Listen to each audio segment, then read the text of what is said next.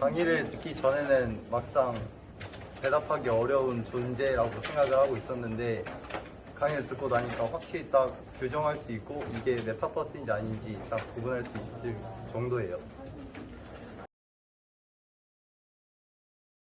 저는 메타버스가 저희 또 하나의 새로운 공간을 만드는 거잖아요.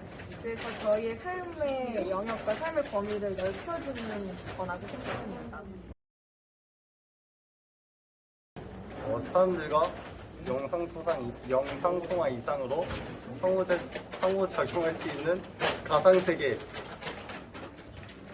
저는 아까 선생님께서 강의하실 때도 과학기술이 발전하면서 지구촌이라는 개념이 더 확립되었다고 말씀을 해주셨는데 저는 여기에서 생각난 게 메타버스가 한 단어로 정리하면 또 하나의 지구촌이 될 수 있다고 생각해요. 왜냐면 거기 안에서 사람들이 마을도 형성하고 막 서로 상호작용을 하기 때문에 하나의 지구촌이라고 생각합니다.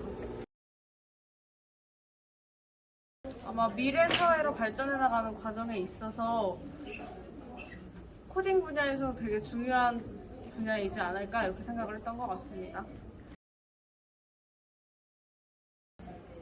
강의를 듣기 전에는 메타버스가 막연하게 나와는 전혀 관련이 없을 것 같고 어렵게만 느껴지는 부분이었는데 실생활에서 많이 활용되는 부분을 들으면서 생각보다 우리랑 사람들과 관계성이 있는 분야이구나.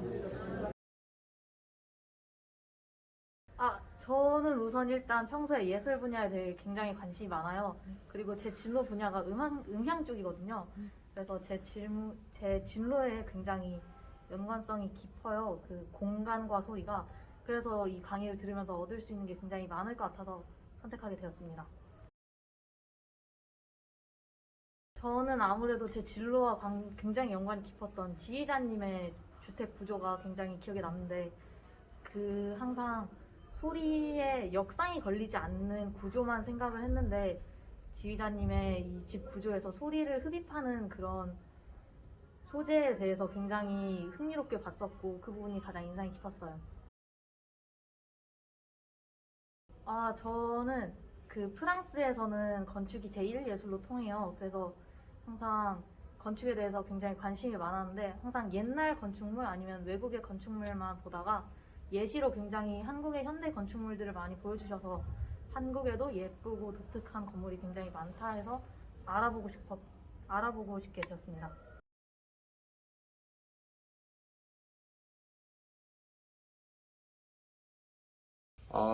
건축 디자인이라는 거는 네. 건축은 결국 어떤 크고 작음에 떠나가지고 어떤 공간을 형성하는 거예요. 근데 기본적으로 이 공간을 만들면 어떻게든 씁니다. 필요에 의해서 짓는 거니까.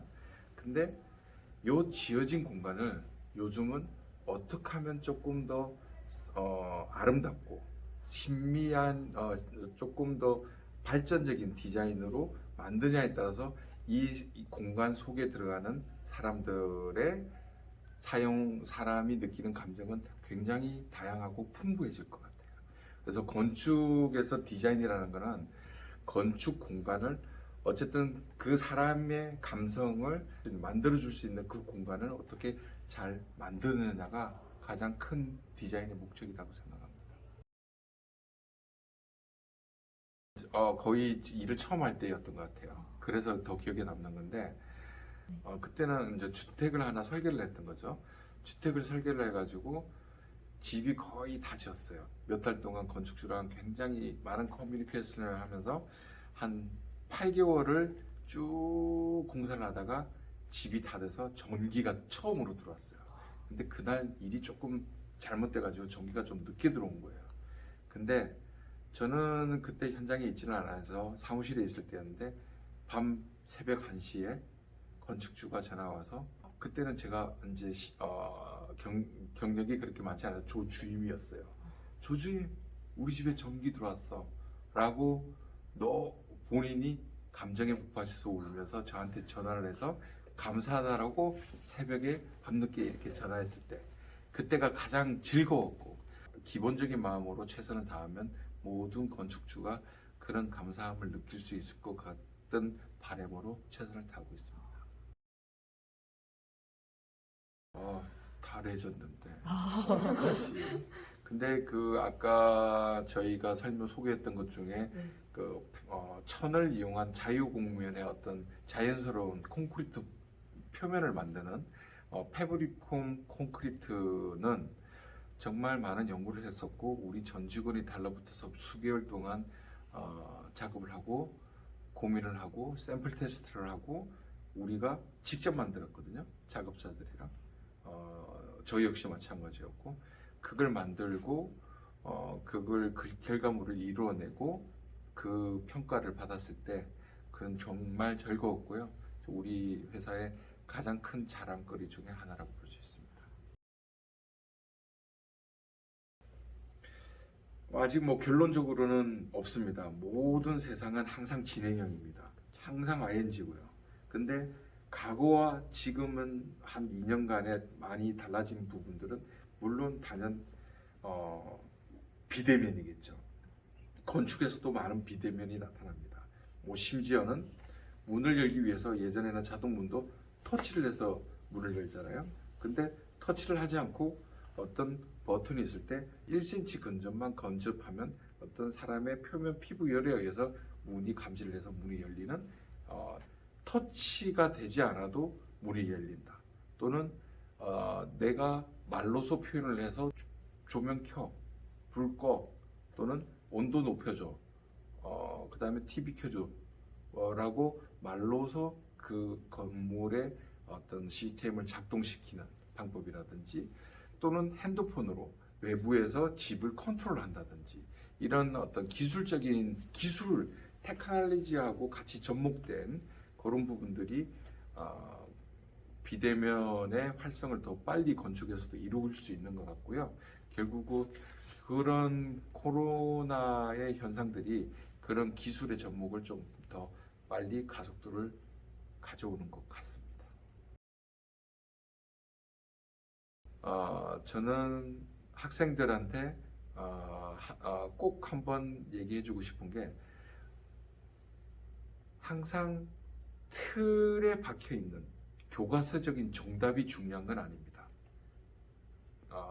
그런 정답이 중요한 건 그 정답을 벗어나는 오류를 범하는 것도 전혀 아닙니다.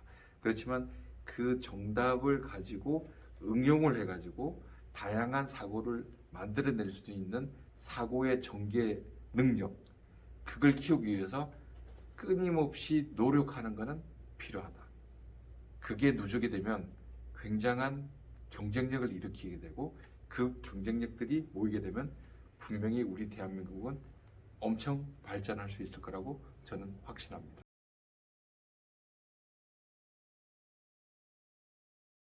일단 섭외부터 얘기를 하자면 생각보다 국내에서 활동하시는 많은 강사님들 혹은 강연을 하시는 교수님들께서 고등학교 강의를 많이 하지 않으세요. 대부분 대학교나 아니면 기업 강의를 많이 하시기 때문에 일단 고등학교 강의가 가능하다고 하시는 강사님을 섭외하기 어려웠고요. 그리고 이벤트를 진행할 때는 솔직히 말해서 학생들이 이 이벤트 때문에 특강을 들어온 경우는 거의 없다고 저희는 생각을 했거든요. 그래서 최대한 알리는 정도의 홍보 목적을 했는데 학생들이 얼마나 많이 참여할까 이것이 가장 큰 고민이었지 않았나 싶습니다. 첫 번째로 각자 강사님을 알아보고 그 다음에 거기서 메일을 드릴 강사님들을 선정을 했는데 이 과정에서 일단 개인적으로 강사님을 섭외할 때 가장 중요하게 생각했던 거는 강사님의 이 강연 경력이 얼마나 되는가를 중점으로 봤어요. 왜냐하면 처음 하시는 분들이면 그분들도 힘드시고 저희도 힘들어지기 때문에 최대한 좀 경력직으로 고르려고 많이 노력을 했고요. 두 번째로 메일을 보내면서는 우리가 지금 진행하고자 하는 이 분야에 대한 지식이나 얼마나 깊이 있게 알고 있는 사람인가를 중점으로 봤던 것 같습니다. 자, 일단 저희 팀 같은 경우에는 인문학특강 학생 기획에서 가장 중요한 강사 섭외를 맡고 있고요. 강사 섭외를 하다 보니까 이 특강의 가장 기본적인 그런 다양한 정보들을 알고 있는 부서예요. 그래서 뭔가 중심이 되는, 뼈가 되는 부서입니다.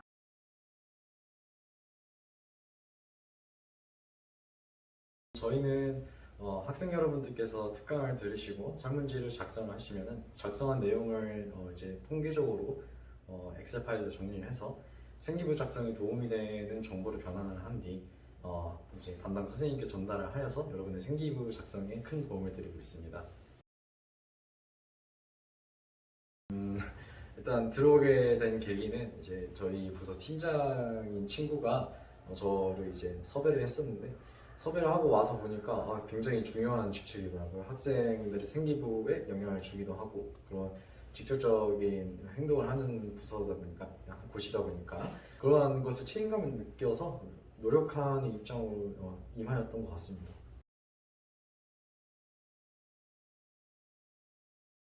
먼저 철학편은 이제 주제가 메타버스였는데, 그래도 메타버스는 많은 학생들이 이미 알고 있다고 생각을 해가지고 그 메타버스 그 자체를 좀 강조를 했던 것 같고요. 그리고 이제 예술편은 건축물에 관한 내용이었는데, 그 강사분께서 스펙이 되게 많으시더라고요. 그래서 그 스펙을 좀 강조했던 것 같습니다.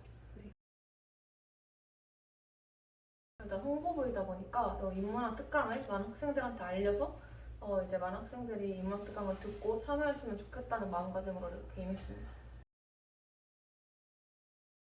우선은 홍보부에서 가장 큰 메리트는 포스터라고 생각을 하는데, 그 포스터를 팀원들이랑 같이 상의를 하고 만드는 그 과정이 되게 재미있고요.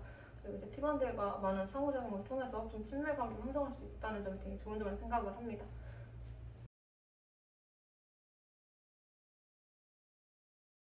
네, 저희 보도팀은요, 일단 전광판이나 카드뉴스 이런 것들로 이제 보도자료를 만들고요. 또 이제 기사도 쓰고, 저희가 저번 팀과 좀 차이점이 있다면, 이번에는 이렇게 인터뷰 영상을 촬영하고 있죠. 저희가 강사님 인터뷰도 하고, 참여한 학생분들 인터뷰도 하고, 이렇게 기획된 인터뷰도 하고, 이런 활동들을 하고 있습니다.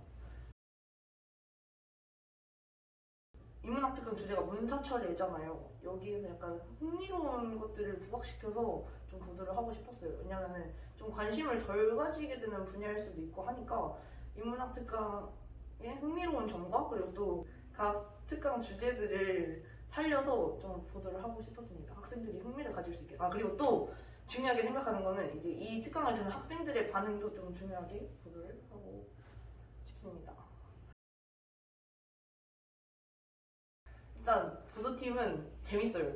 다른 팀들은 약간 인문학 특강이 시작하기 전에가 엄청 바쁘거든요. 인문학 특강 당일이나. 근데 보도팀은 이제 인문학 특강의 끝이 저희 활동의 시작이에요. 그게 좀 약간 흥미로울 수도 있고 조금 힘들 수도 있지만 어떻게 보면 뭐 재미있다? 이런 느낌이고, 그리고 약간 본인이 저처럼 내가 전과 다르게 좀 뭔가 새로운 일을 좀 쳐보고 싶다. 그러면 보도팀을 추천드립니다.